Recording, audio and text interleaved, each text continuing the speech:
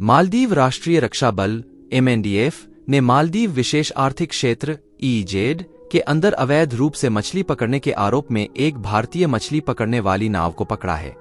मालदीव के मीडिया अधाधु ने अपनी रिपोर्ट में दावा किया है कि इस नाव को शनिवार को हा अलिफ केला द्वीप के पूर्व में मालदीव के आर्थिक अन्य क्षेत्र EEZ से 13 मील अंदर पकड़ा गया था।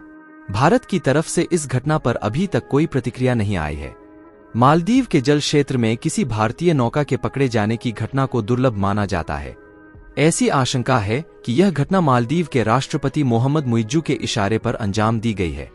MNDF के मीडिया अधिकारी ने अधाधु को बताया कि नाव को शनिवार रात को पकड़ा गया था और इसकी पुष्टि भारतीय मछली पकड़ने वाली नौका के रूप में की गई है।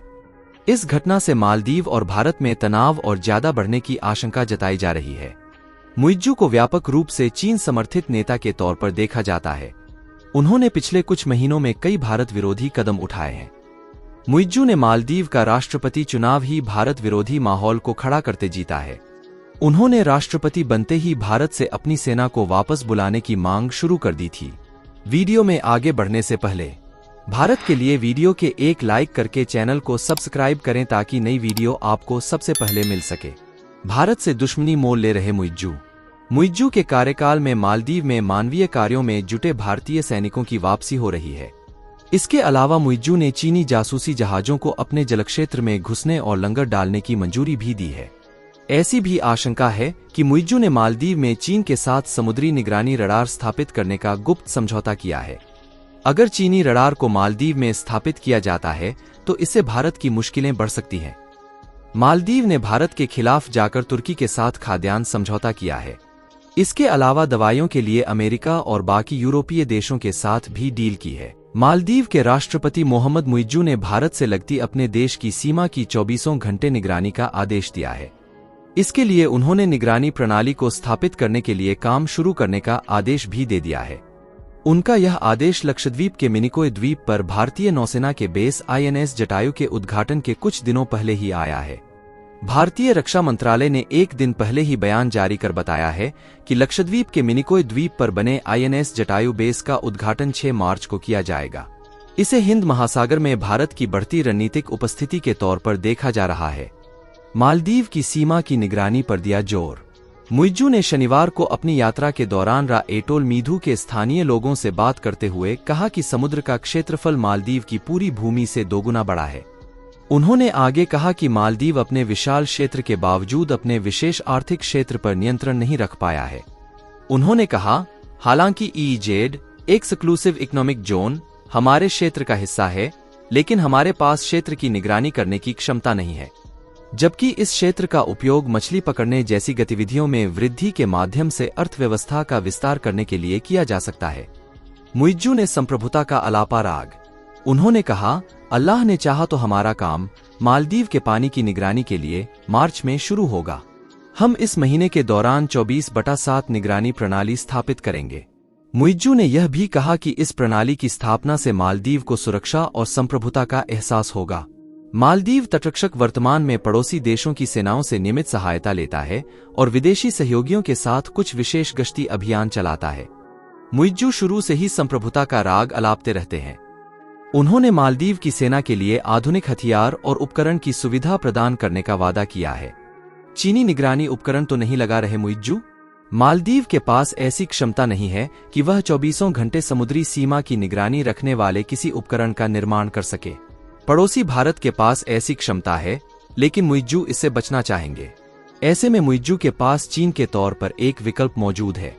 आशंका है कि मुइज्जू के चीन दौरे पर मालदीव में ऐसा निगरानी उपकरण स्थापित करने पर सहमति बनी थी, जिसे मालदीव की सरकार ने गुप्त रखा है। अगर चीन का निगरानी उपकरण मालदीव में स्थापित होता है तो इससे भारत की भी जासूसी की जा सकती है। मालदीव के राष्ट्रीय रक्षा बल ने मालदीव विशेष आर्थिक क्षेत्र EEZ से मछली पकड़ने वाली एक भारतीय नाव को जब्त कर लिया है। माले स्थित मीडिया संस्थान अधाधु ने रविवार 3 मार्च को इस बारे में रिपोर्ट दी। नाव को 2 मार्च को हा अलिफ केला द्वीप के पूर्व में मालदीव EEZ से 13 मील अंदर पकड़ा गया था। नाव की जब्ती नई दिल्ली और माले के बीच द्विपक्षीय संबंधों को और प्रभावित कर सकती है। बिजनेस टाइम्स की रिपोर्ट के मुताबिक मालदीव के राष्ट्रपति मोहम्मद मुइज्जू को व्यापक रूप से चीन समर्थक के तौर पर देखा जाता है। मुइज्जू ने पिछले कुछ महीनों में कई भारत विरोधी कदम उठाए हैं। मालदीव के राष्ट्रपति बनते ही मुइज्जू ने भारत को द्वीप राष्ट्र से अपने सैनिकों को वापस लेने के लिए कहा है। चीनी ड्रोन को विशेष जल क्षेत्र में गश्त करने और चीन के जासूसी जहाजों को अनुसंधान के लिए अनुमति दी है। टेक्निकल कर्मियों से बदले जाएंगे भारत के सैनिक। लगभग 90 भारतीय सैन्यकर्मी मालदीव में तैनात नई दिल्ली प्रायोजित रडार स्टेशनों और निगरानी विमानों का रखरखाव करते हैं। इसके अलावा भारतीय युद्धपोत मालदीव के विशेष आर्थिक क्षेत्र में गश्त करने में मदद करते हैं। हालांकि माले की ओर से समय सीमा निर्धारित करने के बाद भारत अपने सैनिकों को टेक्निकल कर्मियों के साथ बदलने पर सहमत हुआ है। मालदीव की इमरजेंसी स्वास्थ्य सुविधाओं के लिए भारत की ओर से दिए गए हेलीकॉप्टर को संचालित करने के लिए पिछले सप्ताह ही अड्डू शहर भारतीय नागरिक दल पहुंचा था। ये टीम भारतीय सैनिकों की जगह लेने के लिए मालदीव गई है। इसको लेकर माले आधारित सन.mv ने पिछले सप्ताह रिपोर्ट दी थी। मालदीव के रक्षा मंत्रालय ने कहा था कि अब नागरिक दल हेलीकॉप्टर के संचालन की जिम्मेदारी संभालेगा। मंत्रालय ने यह भी बताया कि अड्डू शहर में तैनात हेलीकॉप्टर को मरम्मत के लिए भारत ले जाया जाएगा। दूसरी तरफ हाल ही में भारत ने मुंबई पोर्ट पर एक चीनी जहाज को जब्त किया है। यह जहाज चीन से पाकिस्तान के कराची पोर्ट जा रहा था।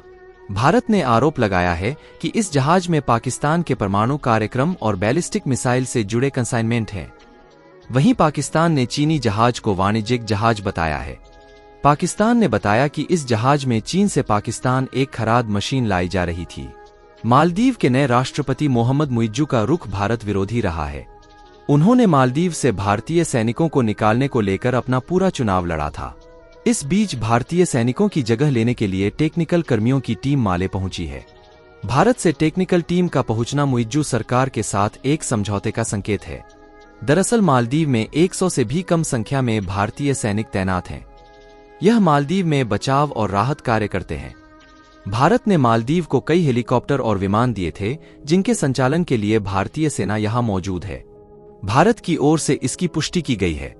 गुरुवार को विदेश मंत्रालय के प्रवक्ता रणधीर जायसवाल ने कहा, मालदीव में उन्नत हल्के हेलीकॉप्टर को संचालित करने के लिए टेक्निकल कर्मियों की पहली टीम मालदीव पहुंच गई है। यह उन मौजूदा कर्मियों का स्थान लेगा जो अब तक इस प्लेटफॉर्म का संचालन कर रहे थे। मालदीव सरकार ने बुधवार को इसकी घोषणा की थी। मालदीव में कुल 88 सैनिक तैनात हैं। इस बात की जानकारी नहीं दी गई कि पहले बैच में कितने सैनिकों को रिप्लेस किया जाएगा। भारत विरोधी हैं मुइज्जू। सैनिकों को टेक्निकल स्टाफ से बदलना भारत का एक बड़ा कदम माना जा रहा है, क्योंकि वह पहले इससे इनकार करता रहा है। 2018 में पूर्व राष्ट्रपति अब्दुल्ला यामीन कई मौकों पर भारतीय सैन्यकर्मियों को हटाने की मांग करते रहे हैं। राष्ट्रपति इब्राहिम सोलिह ने जब यामीन को चुनाव में हरा दिया तब जाकर यह मुद्दा शांत हुआ। लेकिन मोहम्मद मुइज्जू ने इंडिया आउट का अभियान पूरी ताकत से चलाया। 2023 में उन्होंने चुनाव भी जीता और सैनिकों की वापसी को प्राथमिकता बताया। रिप्लेसमेंट का पहला बैच 10 मार्च की समय सीमा से पहले पहुंचा है। दिसंबर की शुरुआत में पीएम मोदी और राष्ट्रपति मुइज्जू की मुलाकात हुई थी। कथित तौर पर तब 10 मार्च तक सैनिकों को निकालने की तारीख दी गई थी। इस मुद्दे को सुलझाने के लिए एक हाई लेवल कोर ग्रुप बनाया गया था। मोहम्मद मुइज्जू ने एक बयान में कहा था, सबसे हालिया चर्चा के मुताबिक 3 विमानन प्लेटफार्मों में से एक पर से सैन्यकर्मियों को 10 मार्च 2024 से पहले बुला लिया जाएगा। शेष 2 प्लेटफार्मों पर सैन्यकर्मियों को भी 10 मई तक वापस बुला लिया जाएगा। वहीं एक बयान में 15 मार्च तक मालदीव छोड़ने को कहा गया था। भारत के लिए कुछ कहना है तो कमेंट बॉक्स में जरूर बताइएगा और वीडियो के अपने मित्रों तक शेयर करें। साथ ही वीडियो के एक लाइक करके चैनल को सब्सक्राइब करें ताकि हमारे नई वीडियो आपको सबसे पहले मिल सके। जय श्री राम।